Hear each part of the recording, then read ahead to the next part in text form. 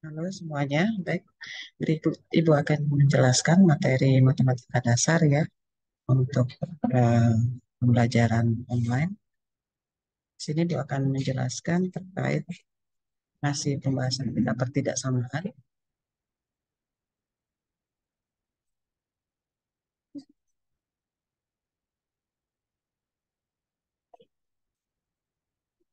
Oke, di materi pertidaksamaan,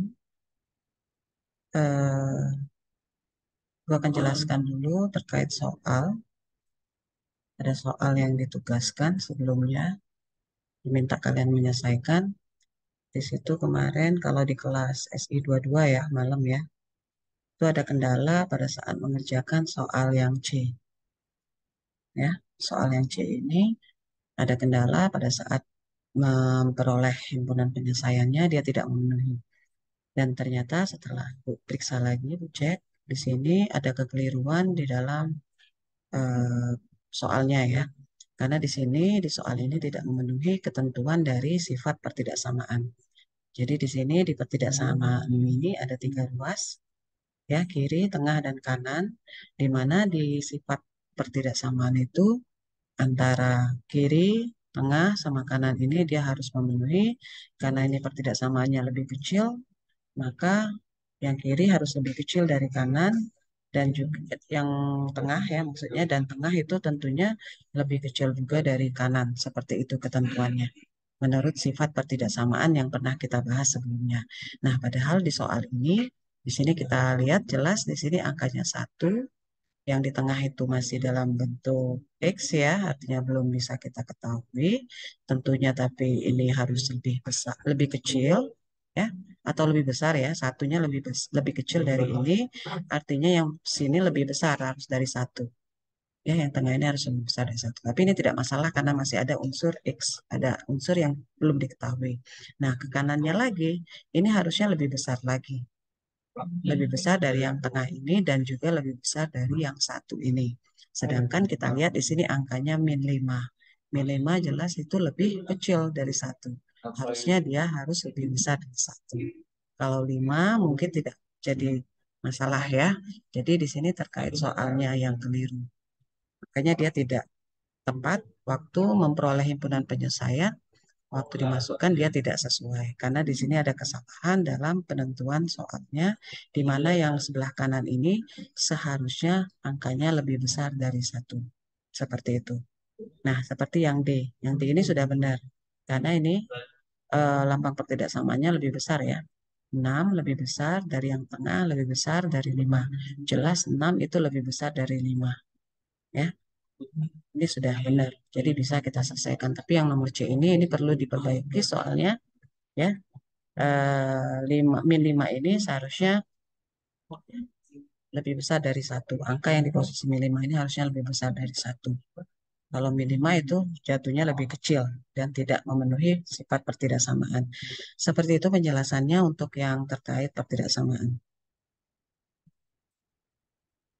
Selanjutnya untuk materi berikutnya, Ibu akan jelaskan terkait limit ya. Kita ada materi limit, limit dan kekontinuan. Di sini Ibu akan jelaskan tentang sifat-sifat limit ya, atau teoremanya. Jadi limit itu nanti berkaitan dengan fungsi ya. Fungsinya bisa linier, bisa non-linier. Terus nanti kita dibutuhkan untuk menyelesaikan limit itu ya. Nah, untuk menyederhanakan permasalahan berikut diberikan rumus-rumus penyelesaian limit. Jadi untuk menyelesaikan limit itu kita perlu berpatokan dari teorema. Nah, ada beberapa teorema yang bisa kita gunakan untuk penyelesaian limit nanti. Oke, di sini pada rumus B, C, K, dan L adalah bilangan-bilangan real. A bilangan real positif, sedangkan M dan N adalah bilangan real positif. Oke, kita langsung lihat saja teoremanya ya. Yang pertama, limit X mendekati C untuk X itu sama dengan C. Jadi kalau dia fungsinya dalam bentuk X, maka hasil limitnya adalah tidak lain nilai X di limit itu. X mendekati apa? C maka hasil limitnya C itulah. Kalau fungsinya dalam bentuk X.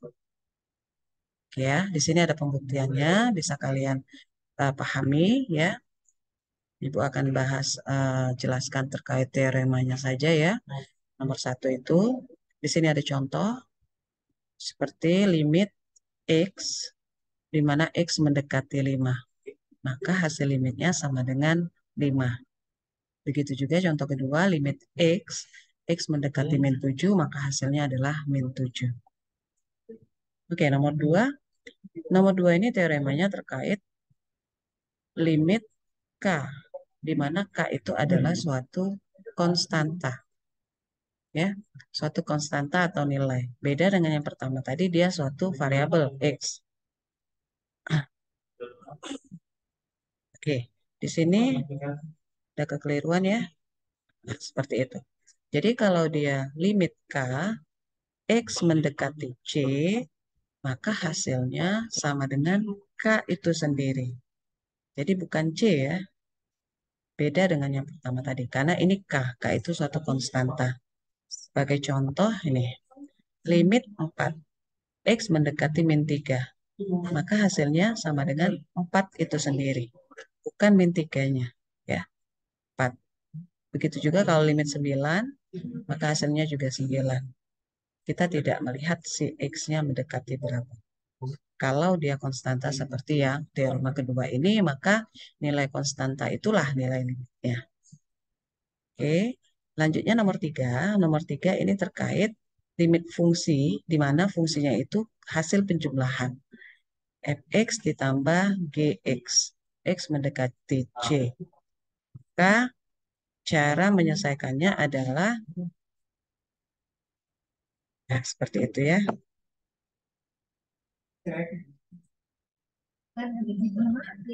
Jadi limit Fx tambah Gx itu sama dengan, ini bisa kita uraikan menjadi limit Fx ditambah limit Gx. Seperti itu ya. Nah, ini Ibu perbaiki dulu ya posisinya. Berantakan. Nah, seperti itu ya.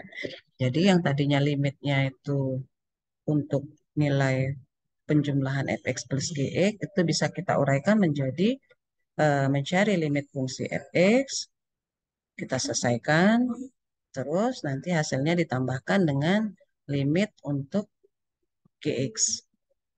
Seperti itu. Ini untuk penjumlahan dua buah fungsi, kita bisa pecah limitnya untuk masing-masing fungsi. Itu intinya.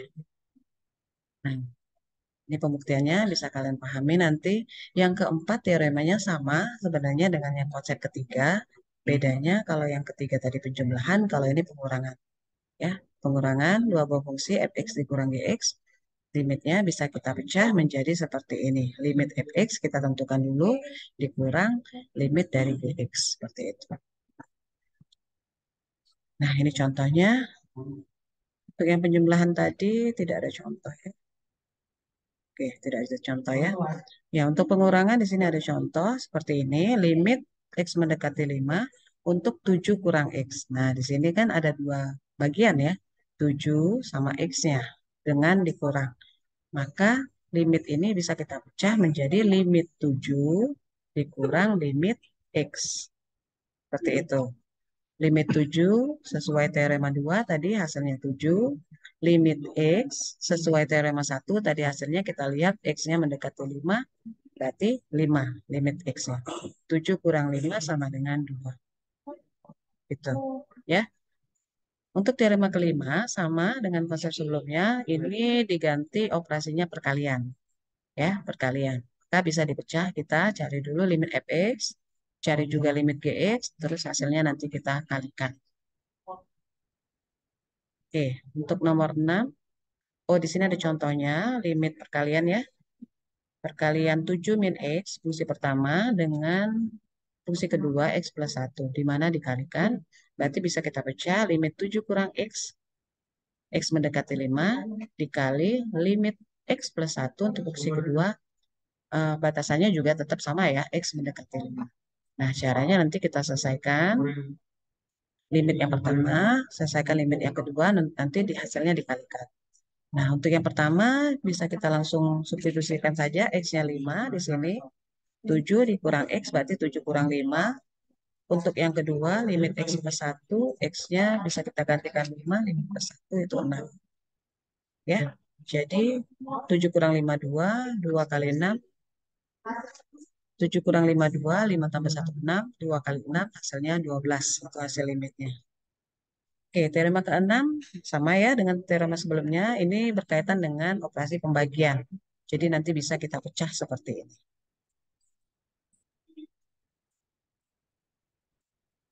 Oke, yang ketujuh, limit di mana ada konstanta yang mendampingi ataupun mengikuti si fungsi. Misalnya di sini limit A fx, di mana A itu konstanta. Jadi A-nya itu bisa kita keluarkan dari fungsi limitnya. Jadi A dikali limit fx. Seperti itu. Seperti ini contohnya limit 9x. Nah, 9-nya itu bisa kita keluarkan 9 dikali limit x. Seperti itu. X mendekati E. Nah, karena X mendekati E, limit X berarti E ya. E kita kalikan dengan yang di depan tadi, 9. 9E. Seperti itu. Oke, sama ya untuk contoh kedua, bisa diperhatikan. Untuk teorema ke-8, limit yang fungsi, kaitan fungsi pangkat ya. Mana fungsinya itu seperti ini, fx pangkat n. Limit dari fx pangkat n. Nah, untuk teorema 8 ini, limitnya bisa kita tentukan dulu. Nilai fungsi fx, kita cari limitnya, baru nanti hasil limit itu kita pangkatkan. Bisa seperti itu untuk teorema 8. Ya. Jadi limit dari fx pangkat pangkat n itu bisa dengan cara penyelesaiannya kita cari dulu limit fx sesuai teorema sebelumnya, bisa kita ikuti, terus nanti hasilnya kita baru pangkatkan n. Nah, seperti contoh ini. Limit X min 3 pangkat 7. X mendekati 2. Jadi caranya kita selesaikan dulu limit X kurang 3-nya. X kurang 3, kita substitusikan saja 2, 2 kurang 3. Nah, 2 kurang 3 itu nanti kita selesaikan, ya. Terus nanti hasilnya langsung dipangkatin 7 tadi. 2 kurang 3 min 1, min 1 pangkat 7 tentunya min 1. Ya, pangkat ganjil itu minnya tetap ya. Kalau dia pangkat bilangan genap, minusnya hilang.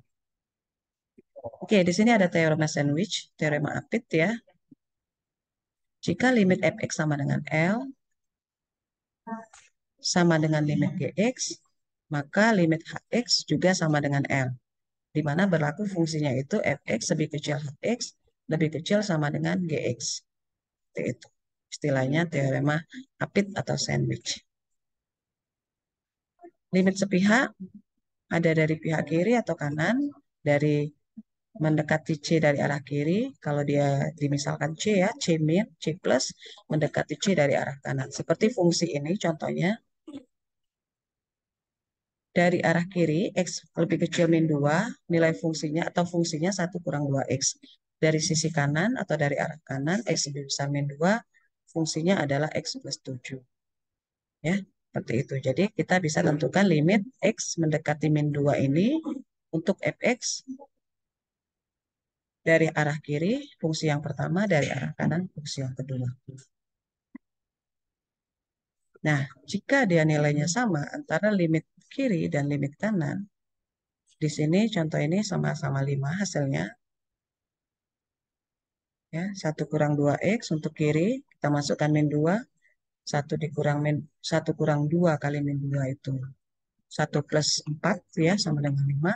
Dari arah kanan X plus 7 min 2 tambah 7 itu juga hasilnya 5. Nah, karena limit kiri sama dengan limit kanan, artinya nilai limitnya ada yaitu 5 tadi. Hasil limit kiri dan limit kanan. Oke, ini sama ya, terulang. Oke, Bu rasa untuk materi limit sudah selesai ya, Ibu jelaskan. Mudah-mudahan bisa dipahami untuk materi pembelajaran kita hari ini. Itu saja, silakan dipelajari, dipahami lagi materinya. Jika ada pertanyaan, nanti silahkan ditanyakan. Terima kasih.